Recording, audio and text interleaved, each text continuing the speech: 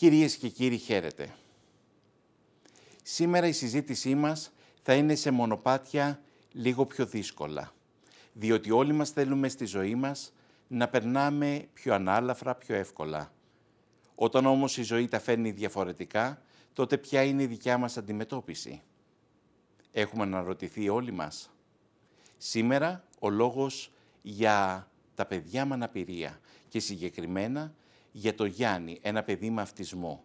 Και θα το συζητήσουμε, θα το αντιμετωπίσουμε μέσα από το βλέμμα και τα λόγια της μητέρας του Γιάννη, για να μπορέσουμε κι εμείς να γνωρίσουμε πώς είναι οι οικογένειες που ζουν με το πρόβλημα ενός παιδιού με αναπηρία και πώς αντιμετωπίζουν σήμερα αυτού του είδους τα προβλήματα. Η διάγνωση αυτισμού αναφέρεται σε παιδιά και ενήλικους με δυσκολίες στην ανάπτυξη και ιδιαίτερα στις κοινωνικές δεξιότητες και την επικοινωνία, παράλληλα με τις επαναληπτικές και στερεότυπες συμπεριφορές.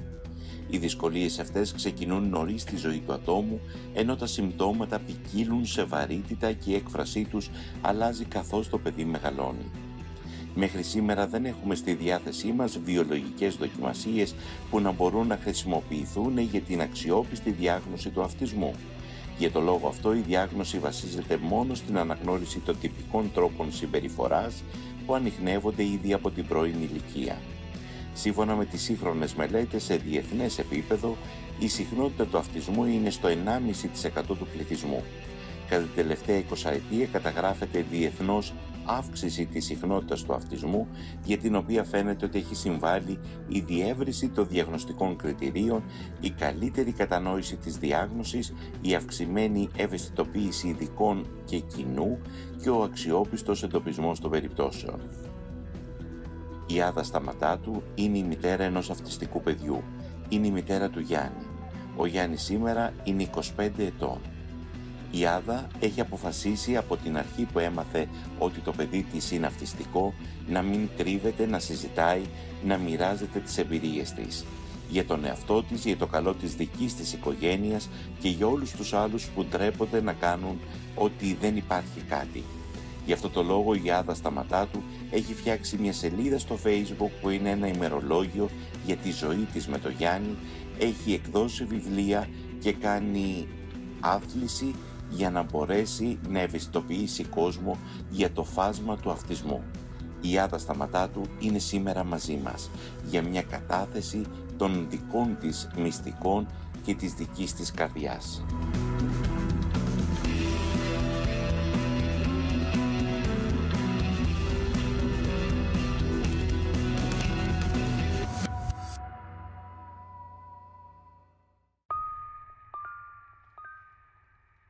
Πες μου κάτι, πες μου ένα μυστικό. Πες μου κάτι που θα ξέρω μόνο εγώ.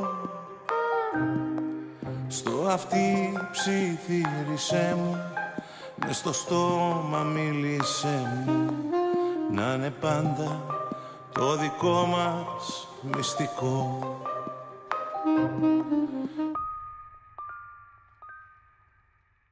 Κυρία Σταματάτου, καλώς ορίσατε.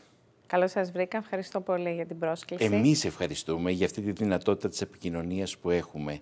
Πώς είναι η ζωή με το Γιάννη? Δύσκολη, με μία λέξη μπορώ να το περιγράψω. Είναι μία δύσκολη κατάσταση να ζεις με έναν αυτιστικό άνθρωπο, αλλά δεν το βάζεις κάτω. Προσπαθείς από την πρώτη μέρα. Είναι ένας συνεχής πόλεμος, αν μπορώ να το πω έτσι. Μπήκα δηλαδή σε έναν πόλεμο και είπα θα παλέψω. Αυτό μου έτυχε. Αυτό είναι το παιδί μου. Και θα προσπαθήσω να κάνω ό,τι καλύτερο μπορώ για εκείνον. Και νομίζω ότι το έχω καταφέρει. Και συνεχίζω. Ας πάρουμε τα πράγματα από την αρχή. Γεννιέται ο Γιάννης. Ναι. Και στο πρόσωπο του Γιάννη μιλάμε για όλα τα παιδιά που έχουν κάποιο σύνδρομο ή που έχουν κάποια αναπηρία. Γιατί στις μέρες μας αυτό ποικίλει και κάνετε έναν πολύ μεγάλο αγώνα να μην λέμε παιδιά με ειδικές ανάγκες. Δεν ισχύει, είναι λάθος αυτό. Ναι. Συγκεκριμένα είχατε πει ότι σε παλιότερη συνέντευξή σας ότι το παιδί μου δεν είναι Σούπερμαν, είναι ένα αυτιστικό παιδί. Ναι, ειδική ανάγκη, οι ειδικές δυνατότητες όπως κάποιοι άλλοι που λένε είναι ο Σούπερμαν που πιάνεται από τους τοίχους και πηγαίνει και πετάει. Το ειδικές ανάγκες έγινε σαν κακή μετάφραση από το special needs που στις ξένες χώρες και κυρίως στην Αμερική αναφέρονται στις ακαδημαϊκές δυσκολίες που αντιμετωπίζει ένα παιδί στο σχολείο που θέλει κάποιο special needs στο education για να πάει σε κάποια παράλληλη τάξη. Στην Ελλάδα το χρησιμοποιήσαν ως ένα τρόπο με ευγενικό για να μην πούνε τη λέξη αναπηρία, το οποίο πάρα πολλές φορές έχω προσπαθήσει να πω ότι η λέξη αναπηρία δηλώνει μια κατάσταση στην οποία ζει ένας άνθρωπος διαφορετικά. Δεν είναι ούτε κακό ούτε καλό. Από εκεί και πέρα τι κάνει ο κάθε άνθρωπος, ο κάθε γείτονας, η πολιτεία η ίδια, για να βοηθήσει αυτόν τον άνθρωπο να αντιμετωπίσει τις δυσκολίες με τις οποίες γεννήθηκε, για να μπορέσει να έχει μια ισότιμη ζωή όπως όλοι εμείς που είμαστε εν δυνάμει όλοι ανάπηροι. Και αυτό ισχύει. Οπότε θεωρώ ότι η αναπηρία είναι μια κατάσταση και μπορεί να γίνει μια τραγική κατάσταση αναλόγως πώς την αντιμετωπίζουμε εμείς και πώς τη συμπεριφερόμαστε. Ένα νέο ζευγάρι, όπως ήσασταν εσείς, με όνειρα, με σκέψεις για ένα καλύτερο αύριο, να μεγαλώσει την οικογένεια και να φέρει παιδιά. Μένετε έγκυος, φέρνετε στον κόσμο το πρώτο σας παιδί και μετά από λίγο έρχεται το νέο ότι αυτό το παιδί έχει ένα σύνδρομο. Μετά από 2 χρόνια ήρθε αυτό το νέο, γιατί ο αυτισμός δεν φαίνεται στην γέννα. Είναι μια αναπτυξιακή διαταραχή και φαίνεται περίπου μεταξύ 15 και 24 μηνών. Ο Γιάννης δεν μίλαγε, οπότε αυτό ήταν το πρώτο που είδαμε και καταλάβαμε ότι ο Γιάννης είναι διαφορετικός.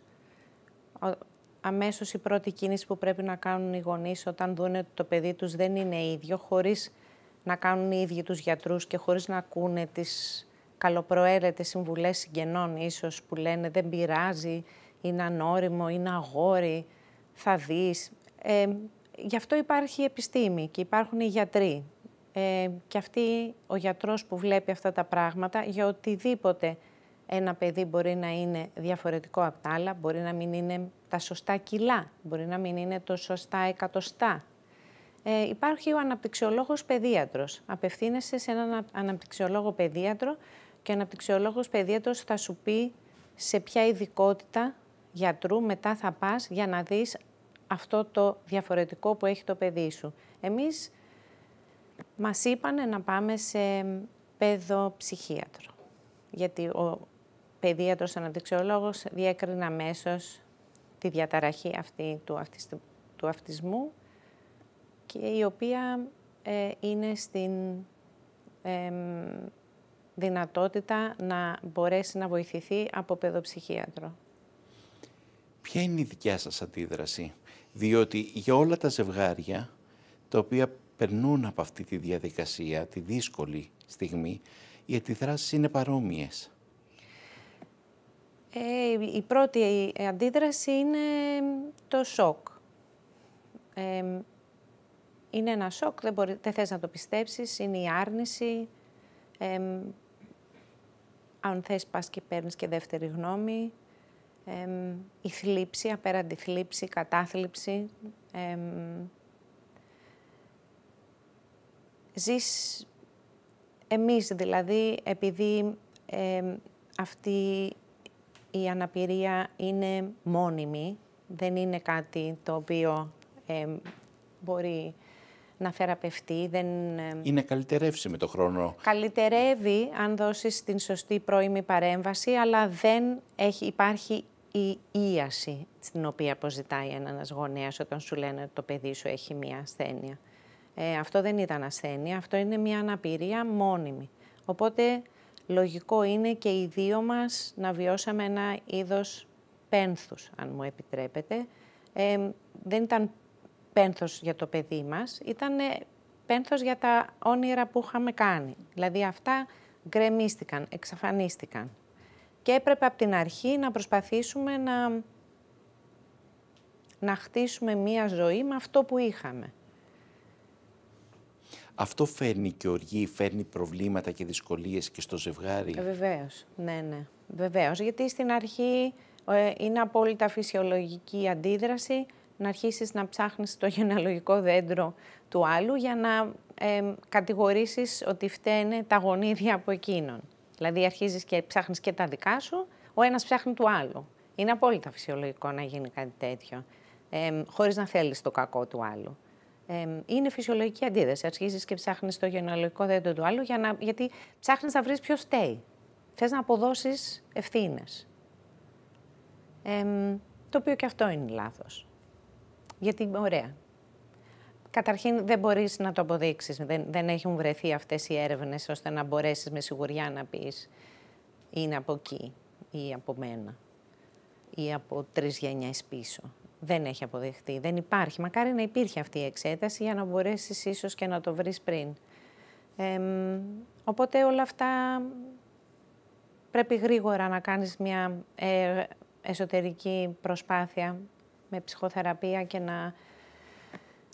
να πεις ότι όλα αυτά δεν έχουν νόημα, μου ξοδεύουν πάρα πολύ χρόνο και αυτό που πρέπει να κάνεις είναι να μπορέσεις να βοηθήσεις το παιδί αυτό που είναι με ό,τι έχεις και να σταματήσεις να σκέφτεσαι ποιος φταίει. Δεν φταίει κανείς. Συγχωρέστε με που θα το ρωτήσω. Την απλή ερώτηση που οι περισσότεροι θα απευθύνανε. Γιατί Θεέ μου σε μένα. Ναι. Αυτή έρχεται βέβαια. στο στόμα. Ναι, έρχεται. Αλλά είναι βλακεία αυτή η ερώτηση. Δηλαδή, θεωρώ ότι άμα είσαι σωστός, την ίδια στιγμή που θα την ξεστομίσεις ή που θα την σκεφτείς, πρέπει να την πάρεις πίσω. Γιατί αμέσως είναι σαν να λες, δεν το θέλω εγώ, πάρ' το εσύ. Άρα σε εύχεσαι αυτό που σου έχει τύχει να τύχει σε κάποιον άλλο. Και δεν πάβει να είναι παιδί σου. Ναι, να το έχεις... αλλά και αμέσως μεταβιβάζεις δηλαδή αυτό που σου τύχε, το οποίο είναι ένα δυστυχές γεγονός, θες να το πάρει κάποιος άλλος και θα είσαι χαρούμενος να το πάρει ο άλλος. Άρα είναι βλακή ερώτηση. Πρέπει να έρθεις στα συγκαλά σου και να μην σκεφτείς κάτι τέτοιο. Τυχαίνουν αυτά. Όταν μαθαίνεις το νέο, περνάς την περίοδο του πένθους, όπως αναφερθήκατε, και έρχεσαι αντιμέτωπος ότι έχω μια νέα πραγματικότητα. Τι κάνει ένας γονιός σε αυτή την περίπτωση? Πρέπει να ζητήσει βοήθεια αμέσως. Βοήθεια από ειδικούς, επιστήμονες, σχετική με αυτή τη συγκεκριμένη εγώ που είχα την αναπηρία του αυτισμού. Απευθύνθηκα σε ειδικούς, σε παιδοψυχίατρο που να έχει εμπειρία με αυτισμό, σε λογοπαιδικούς που έχει εμπειρία με αυτισμό, σε εργοθεραπευτές, όλους όσους είχαν κάποια εμπειρία με τον αυτισμό που θα μπορέσουν να το βοηθήσουν. Δουλειά, συνεχή δουλειά. Διορθώστε με, κάνω λάθος, ειδικά το φάσμα του αυτισμού είναι τεράστιο. Ναι. Οπότε ένα αυτιστικό άτομο δεν είναι το ίδιο με το άλλο αυτιστικό άτομο. Ποτέ. Έτσι κι αλλιώς αυτό. Υπάρχουν κάποια κοινά χαρακτηριστικά, τα οποία αμέσως τα πιάνουν οι γιατροί, αλλά από εκεί και πέρα κάθε αυτιστικός άνθρωπος είναι μοναδικός. Δεν μπορούμε να συγκρίνουμε κανέναν αυτιστικό, να πεις ότι εφόσον αυτό του έτυχε αυτού του αυτιστικού ανθρώπου στα 10 του αυτό, άρα και στο δικό μου στα 10 θα του τύχει. Όχι, απαραίτητα. Το αυτιστικό φάσμα τώρα έχει διακυμάνσεις, δηλαδή υπάρχουν πολύ καλές περιπτώσεις αυτιστικών ανθρώπων με καθόλου νοητική στέρηση, με πολύ υψηλές ικανότητες και λειτουργίες, αλλά που έχουν μόνο ένα μικρό θέμα στην κοινωνικότητά τους. Αυτοί είναι οι υψηλής διανόησης και ικανοτήτων άνθρωποι στο αυτιστικό φάσμα. Και υπάρχουν και οι πολύ χαμηλού νοητικού επίπεδου, με νοητική στέρηση άνθρωποι, πολύ κλεισμένοι στον εαυτό τους, που δεν έχουν έκφραση λόγου, όπως είναι ο Γιάννης. Ο Γιάννης είναι ένας βαριά αυτιστικός άνθρωπος, δεν έχει δυσκολίες όσον αφορά την ισορροπία του, την λειτουργικότητά τους, όσον αφορά τη βάδιση και τα υπόλοιπα. Το να μπορούσε από πολύ μικρός να κρατήσει τα ούρα, τα κόπρανα, δηλαδή γιατί υπάρχουν και συγγενείς ασθένειες μέσα σε όλο αυτό το φάσμα, μπορεί να σου τύχουν και αυτά. Ο Γιάννης σε όλα αυτά πήγαινε πολύ καλά, αλλά είχε βαριά νοητική υστέρηση, δεν κατέκτησε ποτέ την ομιλία με εκφορά λόγου, αλλά όπως πολλές φορές λέω στους γονείς ότι μην σας ενδιαφέρει αν το παιδί θα μιλήσει, το θέμα είναι να επικοινωνήσει. Δεν είναι μόνο η εκφορά του λόγου επικοινωνία, μπορεί να είναι μια γραπτή νοηματική γλώσσα που αυτό σε συμβουλεύουν οι λογοπαιδικοί, με πολύ μικρές εικόνες που έχουν πάνω την εικόνα ενός ποτηριού και αυτό συμβολίζει το ποτήρι. Οπότε αν στο δώσει το παιδί και μέσα φαίνεται ότι είναι διάφανο, εννοεί ότι θέλει νερό. Άρα είναι πολύ σημαντική η επικοινωνία. Τώρα το πώς δεν μας ενδιαφέρει. Αλλά όλοι οι γονείς έχουν αυτή την αγωνία και λένε να μιλήσει, θέλω να μιλήσει. Λέω δεν θες να μιλήσει, θες να επικοινωνήσει. Γιατί έτσι σου φεύγει και το άγχος. Είναι κάθε μέρα και μια κατάκτηση. Κάθε μέρα είναι και μια κατάκτηση, αν μπορέσεις να το δεις έτσι. Γιατί συνήθως οι γονείς, και όχι μόνο οι γονείς αναπήρων, αλλά όλοι οι γονείς θέλουν να στοχεύουν πολύ μακριά, πολύ μεγάλους στόχους και θέλουν να επιτευχθούν κιόλας και γρήγορα. Δεν γίνεται έτσι αυτά τα πράγματα. Θεωρώ ότι όλοι οι γονείς, και πόσο δε μάλλον εμείς οι γονείς με αναπηρία, πρέπει να βάζουμε μικρούς στόχους που μπορούν να έχουν επιτυχία. Δηλαδή, μέχρι μεθαύριο ή μέχρι το τέλος της εβδομάδας. Τι θες να κάνεις? Θες να τον μάθεις να ντύνεται μόνος του? Προσπάθησε να στοχεύεις σε αυτό. Δεν στοχεύεις το παιδί να πάει στα μαγαζιά να ψωνίσει μόνος του. Το είναι πολύ μακρινό. Πρέπει να τον μάθεις πρώτα να καταλαβαίνει ότι το παντελόνι μπαίνει κάτω στα πόδια και ότι η μπλούζα μπαίνει στα χέρια. Ποιο είναι το μπρος και ποιο είναι το πίσω μιας μπλούζας. Τα χρώματα. Είναι πάρα πολλά βήματα, πολύ μικρά, αλλά φυσικά θέλεις καθοδήγηση. Υπάρχουν άνθρωποι που σε βοηθάνε να το κάνεις όλο αυτό και να το σκεφτείς. Αλλά πρέπει και εσύ να είσαι διατεθειμένος να δουλέψεις πάρα πολύ σκληρά και να 9 στις 10 έχεις αποτυχία. Αλλά μία φορά θα γίνει. Επειδή αυτό είναι μια καθημερινή κατάσταση, όπως μας αναφέρατε, πόσο δύσκολο είναι και συναισθηματικά αυτό το πράγμα στην καθημερινότητα να το ακολουθείς, αλλά και οικονομικά να έχεις ένα παιδί με αναπηρία, ναι, στη σύγχρονη ελληνική πραγματικότητα? Είναι πολύ δύσκολο όσον αφορά το πρώτο κομμάτι, είναι πάρα πολύ δύσκολο ψυχολογικά να αντέξεις κάτι τέτοιο και είναι πολύ λογικό κάποιες μέρες να αισθάνεσαι ότι είσαι χαμένος, ότι είσαι στο έλεος, ότι δεν υπάρχει σωτηρία, ότι είναι πάρα πολύ δύσκολο. Είσαι πολύ κουρασμένος, είσαι πολύ απογοητευμένος, είναι απόλυτα φυσιολογικά. Αλλά πρέπει γρήγορα να σκουπίσεις τον υδρότα τα δάκρυα και να πεις «ΟΚ, πάμε ξανά». Δεν είναι... Θεωρώ ότι σε όλα τα προβλήματα, ότι ό,τι και να μας τυχαίνει, αυτό πρέπει να πεις. Να πεις «ΟΚ, έγινε, εντάξει, τι κάνω τώρα? Ποιο είναι το επόμενο βήμα?» Από το να κάθομαι να κλαίγομαι και να λέω «Αχ και τι έγινε, αχ και τι έπαθα, και αχ και γιατί», δεν έχουν νόημα όλα αυτά. Είμαι από τη φύση μου πάντως και πριν μου τύχει όλο αυτό με το Γιάννη, ήμουν πάντα έτσι. Λίγο κοινική να το πω, ότι μου συνέβαιναν πράγματα και έλεγα «εντάξει, οκ, έγινε. Τι κάνουμε από εδώ και πέρα?» Τώρα όσον αφορά το δεύτερο σκέλος, το οικονομικό, σε όλες τις χώρες,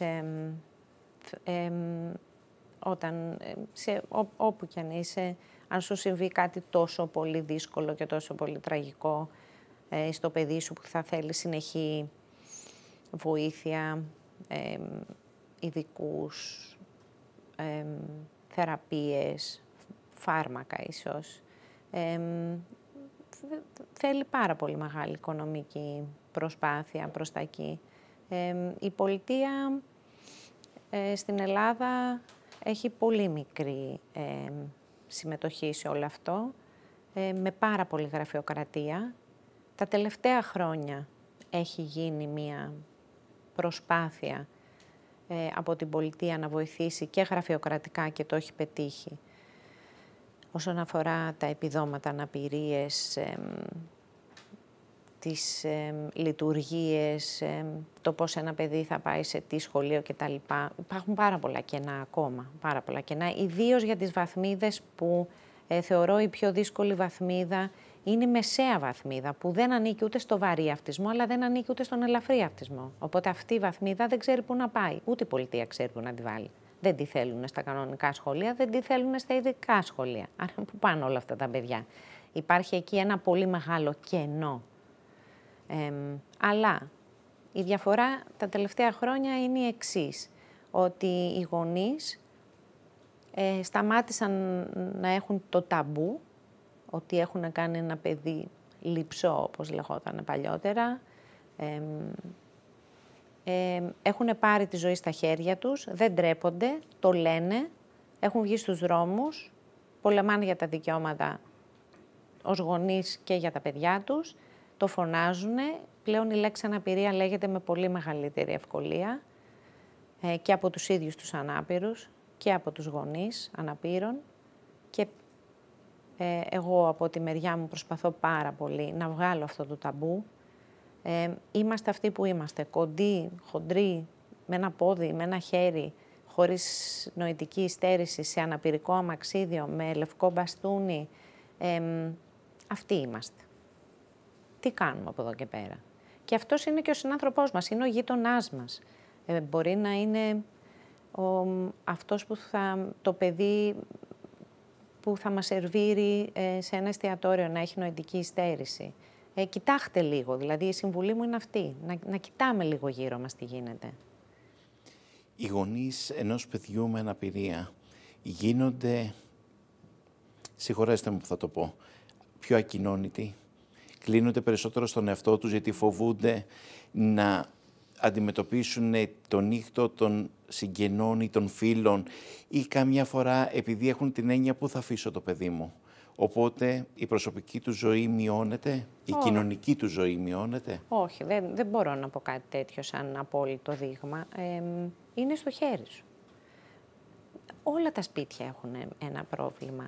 Όλα. Δεν υπάρχει ένα σπίτι που να μην έχει κάποιο βαρύ πρόβλημα.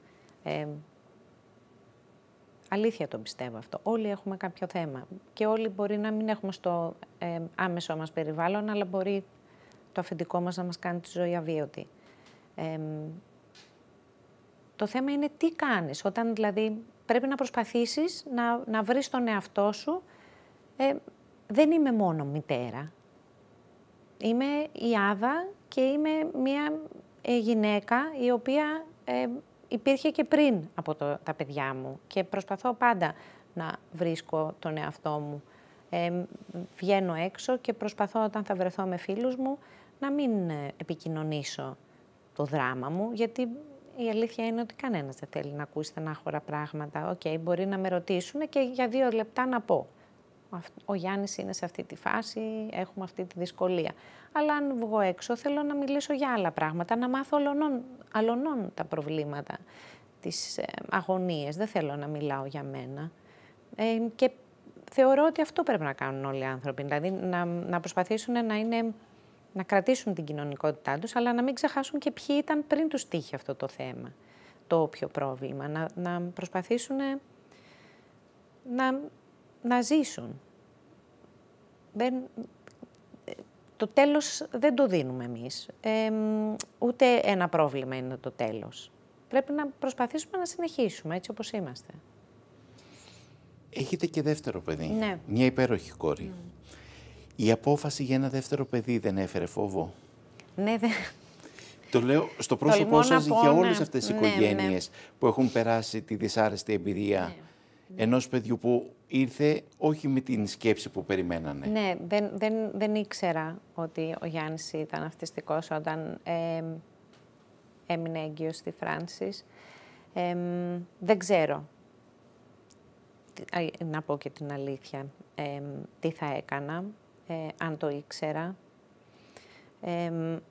Ο πατέρας των παιδιών είναι βαθιά θρησκευόμενος άνθρωπος και δεν ξέρω αν θα ήθελε να διακόψω την κοίηση, αν εγώ το αποφάσιζα.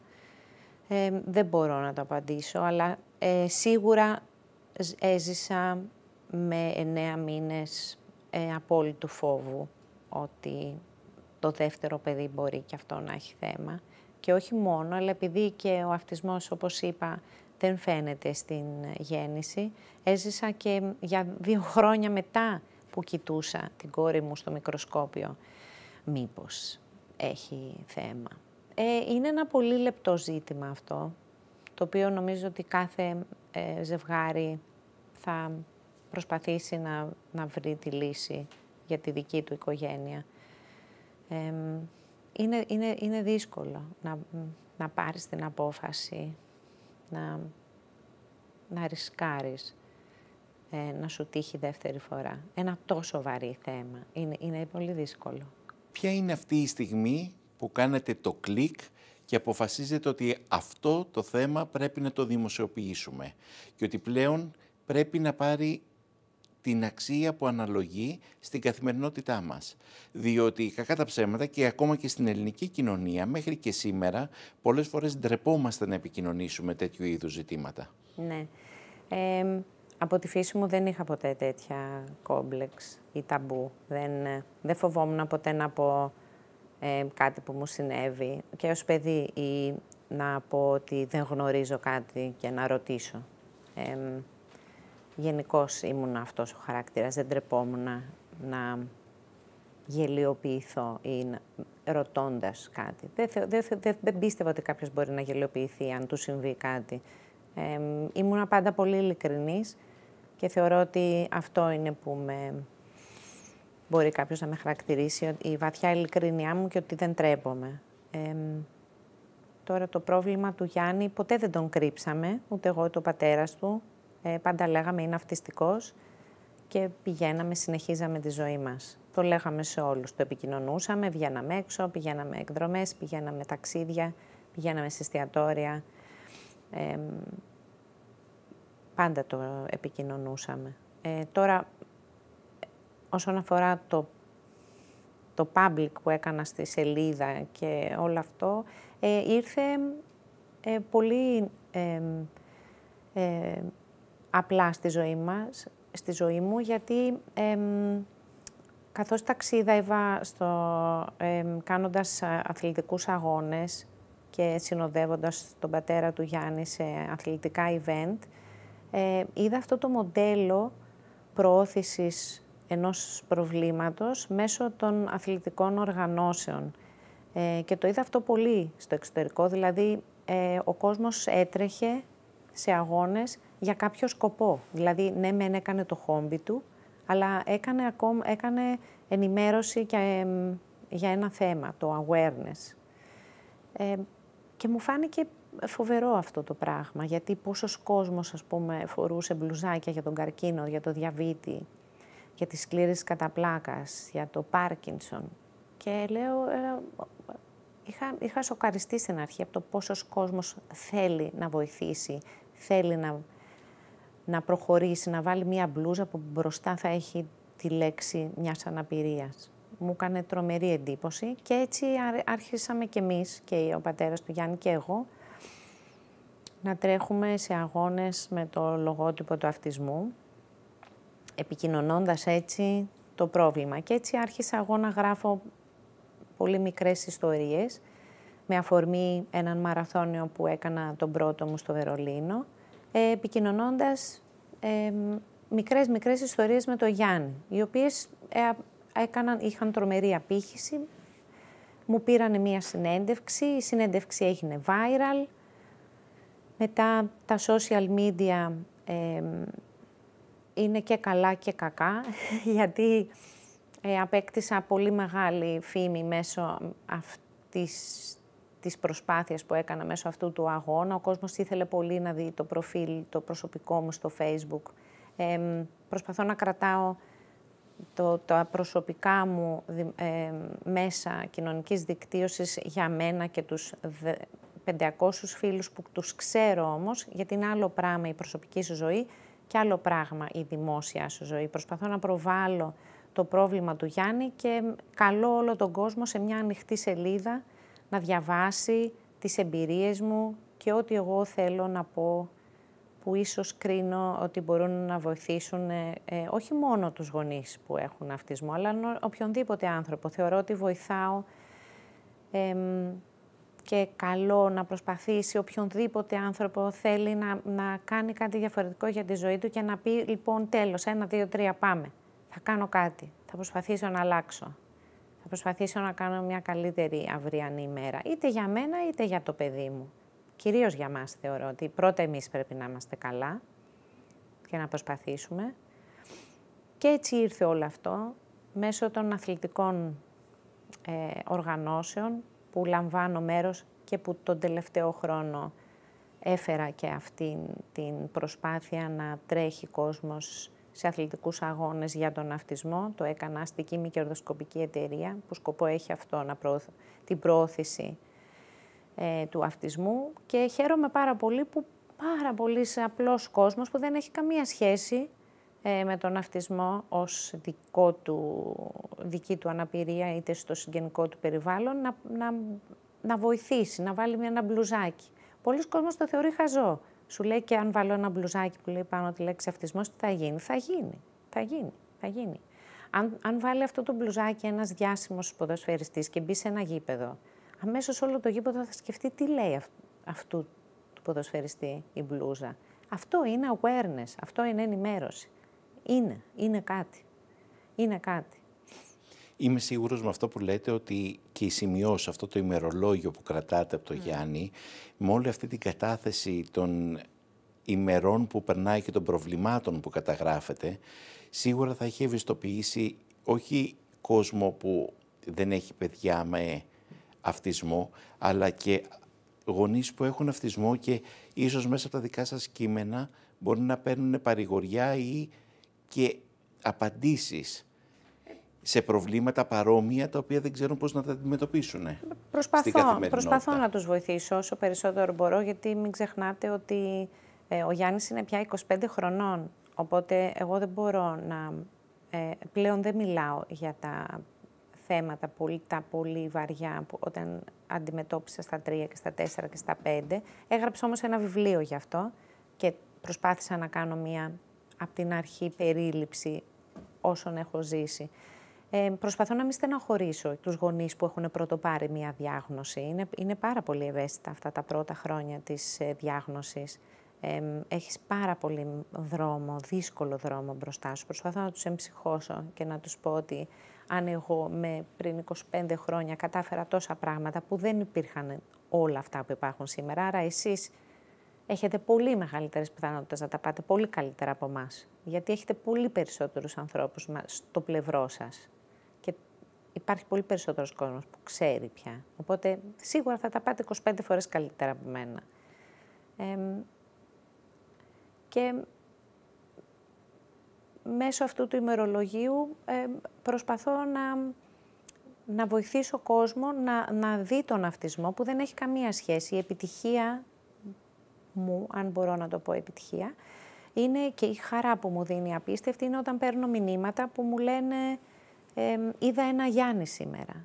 Αυτό τι σημαίνει? Ότι καταλάβανε από τις κινήσεις, από τα βίντεο και τις φωτογραφίες που έχουν δει από τον δικό μου το Γιάννη, αναγνωρίσανε έναν αυτιστικό στο δρόμο. Αυτό είναι πάρα πολύ μεγάλη δικαίωση για μένα. Δηλαδή, έχω κατηγορηθεί ότι εξέθεσα το Γιάννη στο διαδίκτυο. Ναι, το έκανα και αυτός όλο ήταν ο λόγος. Αν μπορούν 100 άνθρωποι να αναγνωρίσουν έναν αυτιστικό άνθρωπο και να τον δικαιολογήσουν, γιατί είναι σοβαρά παρεξηγήσιμη αναπηρία, ο αυτισμός, γιατί δεν έχει εικόνα, οπότε δεν μπορείς να καταλάβεις. Είναι ένας κανονικός άνθρωπος με 2 πόδια, 2 χέρια, που συμπεριφέρεται πάρα πολύ περίεργα στην κοινωνία. Οπότε είναι παρεξηγήσιμος, γιατί η πρώτη εντύπωση παλιότερα ήταν για ένα παιδί που βαράει παλαμάκια. ασταμάτητα σε ένα εστιατόριο ή ανεβοκατεβαίνει από την καρέκλα σε ένα εστιατόριο, αμέσως όλοι λέγανε τι πρόβλημα έχει αυτό το παιδί, τι άταχτο, τι κακοί γονείς. Ενώ τώρα υπάρχει περίπτωση να σκεφτούν, το έχω δει αυτό στο Γιάννη, μήπως είναι αυτιστικός. Οπότε έχω δικαιωθεί. Και είναι πάρα πολύ σημαντικό αυτό που λέτε, διότι και ο ίδιος ο Γιάννης θα ήθελε να βγάλει αυτό το χαρακτήρα έξω και να πει ότι δεν είναι αυτό που θέλει και ο ίδιος να κάνει και ο κάθε Γιάννης, αλλά ουσιαστικά ναι, αυτό το επιτρέπει η ασθένειά του να κάνει. Δεν είναι η συμπεριφορά που έχει επιλέξει. Εμείς έχουμε τη συμπεριφορά που έχουμε επιλέξει να έχουμε. Ναι, και την κρύβουμε και πολύ καλά. Και έχουμε τη δυνατότητα να κρύψουμε πολύ καλά. Ο Γιάννης και όλα αυτά τα παιδιά στο φάσμα του αυτισμού ή παιδιά με αναπηρία κάνουν αυτό που τους υπαγορεύει η αναπηρία τους. Ναι, η φύση τους. Οπότε δεν μπορούν αυτό να το περιορίσουν και να θέλουν. Όχι, ναι. Οπότε, ναι, πάντα το λέω ότι πρέπει λίγο η πρώτη μας σκέψη όταν βλέπουμε κάτι διαφορετικό δίπλα μας είναι να πούμε τι πρόβλημα έχει αυτός. Αλλά πάντα λέω ότι αν αλλάξουμε τον τόνο στο ύφος που κάνουμε αυτό το ερώτημα στον εαυτό μας και πούμε τι πρόβλημα να έχει αυτός. Είναι η ίδια ακριβώς ερώτηση με άλλη στίξη. Οπότε καταλαβαίνεις αμέσως, σε βάζει να σκεφτείς διαφορετικά, να σκεφτείς το πλησίον σου.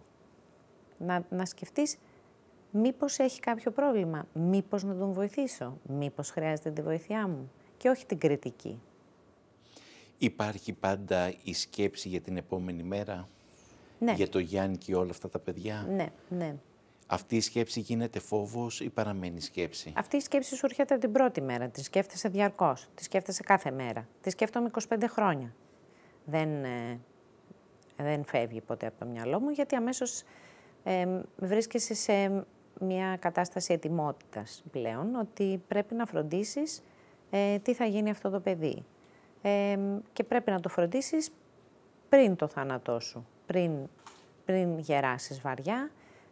Ιδίως αν έχεις άλλο παιδί, πρέπει να το φροντίσεις τι θα γίνει αυτό το παιδί, γιατί δεν είναι υπεύθυνα τα αδέρφια, τους έτυχε αυτό στη ζωή τους, το πιστεύω ακράδαντα αυτό, ότι τα αδέρφια δεν θα έπρεπε να κληρονομούν τους ανάπηρους συγγενείς τους, κανένας δεν πρέπει,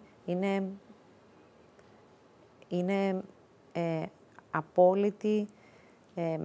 απόλυτο θέμα της πολιτείας. Η πολιτεία πρέπει να φροντίσει για όλους αυτούς τους ανθρώπους από την πρώτη μέρα. Δηλαδή θα ήθελα η πολιτεία με το που γέννησα το Γιάννη και αποδείχθηκε ότι έχει αναπηρία, να έρθει να μου πει η πολιτεία μια χαρά, έκανες ένα παιδί με αναπηρία, προσπάθησε να το μεγαλώσεις και να του δώσεις ό,τι καλύτερο μπορείς ως γονέας ως τα 18 και μετά τα 18, πώς πάνε τα άλλα παιδιά στο πανεπιστήμιο, αυτό το παιδί θα πάει εκεί.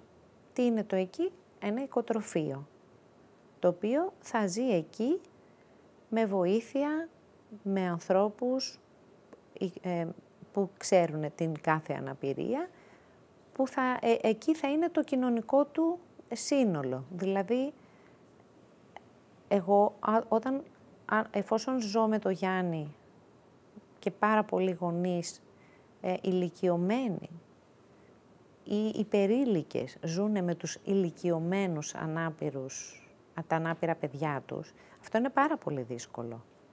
Είναι αβάσταχτο. Δεν γίνεται. Είναι τρελό. Φταίει η πολιτεία γι' αυτό. Η πολιτεία θα έπρεπε να μεριμνήσει, γιατί αυτοί όλοι οι άνθρωποι τελικά απομονώνονται κοινωνικά.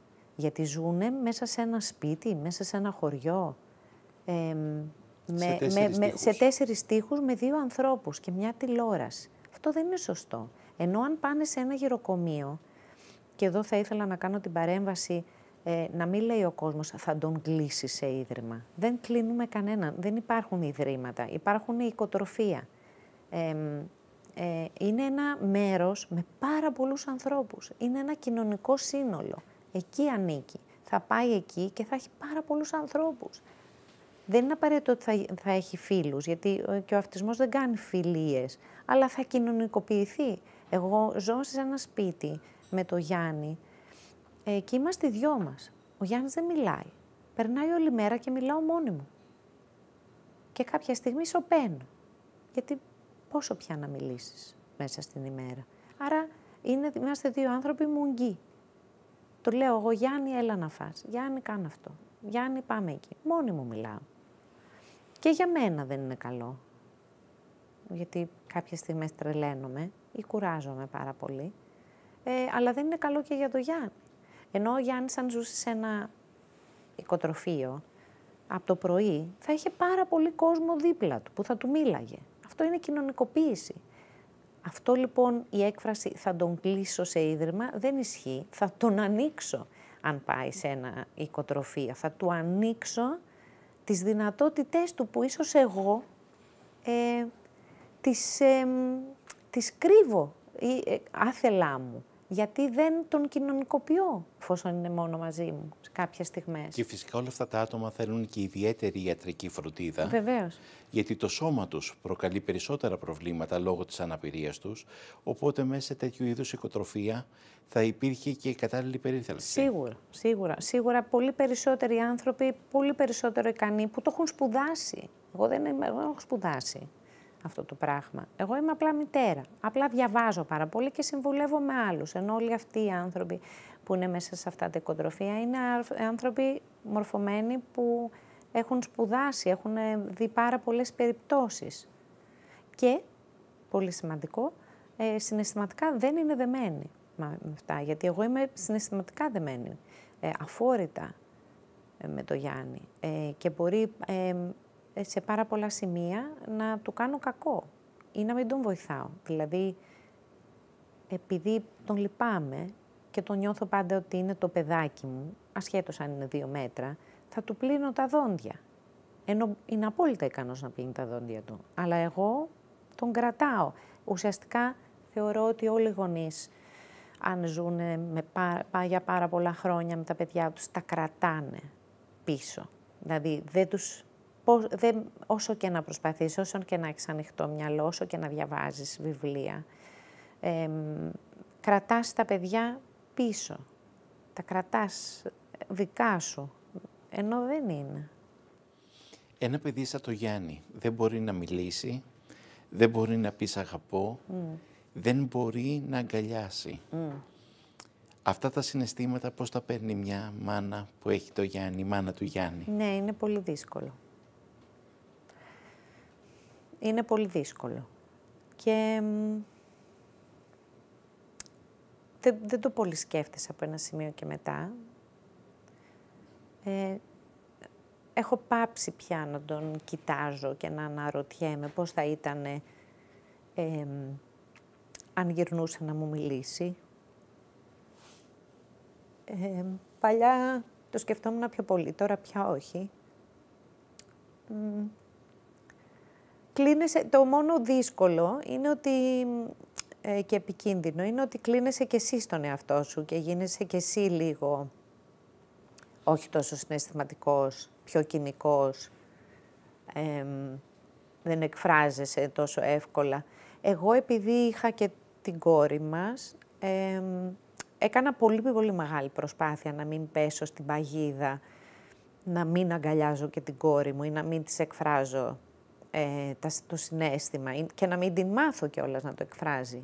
Γιατί ακριβώς δεν μπορούσα να το κάνω με το Γιάννη. Οπότε έκανα πάρα πολύ εσωτερική προσπάθεια με ψυχοθεραπεία για να μπορέσω να ανταποκριθώ και στο κανονικό. Πάντα, και το έχω πει και στο βιβλίο μου, ότι μεγάλωσα 2 μόναχο παιδιά.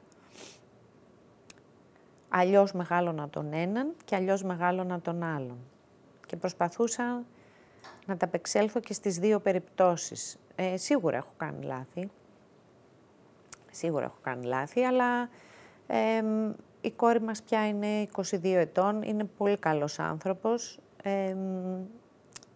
με συναίσθημα, με ενσυναίσθηση, που εκφράζεται, που εκφράζει το συναίσθημά της, οπότε νομίζω ότι κάπως έχω πετύχει. Ευχαριστώ από καρδιάς για αυτή τη συζήτηση. Εγώ ευχαριστώ για την πρόσκληση. Γιατί ήταν μια συζήτηση ελπίδας. Ναι, μας δώσατε ελπίδα και πολύ περισσότερο σε ένα κομμάτι κόσμου που μας παρακολουθεί και που το είχε ανάγκη αυτό να το νιώσει. Μακάρι, εύχομαι κι εγώ. Προσπάθεια θέλει, αγάπη. Πιστεύω ότι σε όλα τα πράγματα, αν σκεφτείς με αγάπη, θα πάνε καλά τα πράγματα. Σε όποιο σημείο μπορούν να πάνε. Ευχαριστώ και πάλι. Εγώ ευχαριστώ. Κυρίες και κύριοι, ο Γιάννης μπορεί να είναι στη διπλανή μας πόρτα. Είναι ο δικός μας άνθρωπος και όπως αγαπάμε όλους τους ανθρώπους, θα πρέπει να αγαπάμε και τον κάθε Γιάννη, γιατί είναι ο διπλανός εαυτός μας. Να είστε όλοι καλά που παραμείνατε μαζί μας και αυτή τη φορά. Η Παναγιά Ντάμα. Πες μου κάτι, πες μου ένα μυστικό. Πες μου κάτι που θα ξέρω μόνο εγώ. Στο αυτί ψιθύρισέ μου, μες στο στόμα μίλησέ μου. Να είναι πάντα το δικό μας μυστικό. Πες μου κάτι, πες μου ένα μυστικό. Πες μου κάτι κι ας μη μοιάζει με σωστό. Στις σκιές σου να μιλήσω κι όλα πίσω να τα αφήσω. Να είναι πάντα το δικό μας μυστικό. Πες μου όλα τα κρυμμένα σου